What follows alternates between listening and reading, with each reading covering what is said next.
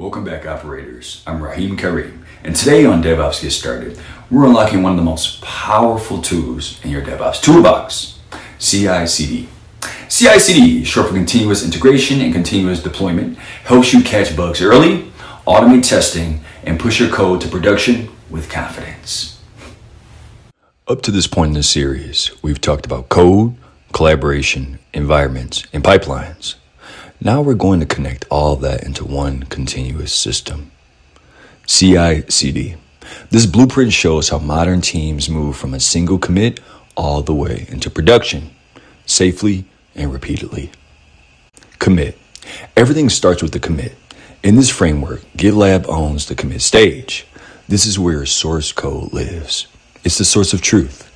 GitLab owns the Git repositories, merge requests and code review, and the webhook trigger that kicks off CI. The key idea here is separation of responsibility. Code lives in GitLab. Jenkins reacts to code, but it does not own it. That's why this works so well at scale.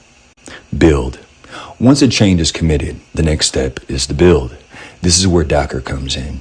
Docker owns packaging the application, creating immutable artifacts such as container images, and enabling build once, run everywhere. Jenkins runs Docker, but Docker is still the build system. That distinction matters, especially when you're learning CI/CD. Test. Next comes testing, and in this flow, Jest owns quality. Jest runs unit tests, integration tests, and returns a clear pass or fail signal. Jenkins involves Jest, but Jest decides whether the pipeline continues. If tests fail, everything stops. Exactly how it should. Stage. This is where Jenkins truly shines. Jenkins owns pipeline orchestration, promotion logic between environments, staging deployments, and manual approval gates if required. Jenkins answers one critical question. Is this build ready for production? That's why it sits at the center of the CI/CD decision-making process. Finally, we deploy, and Kubernetes owns reality.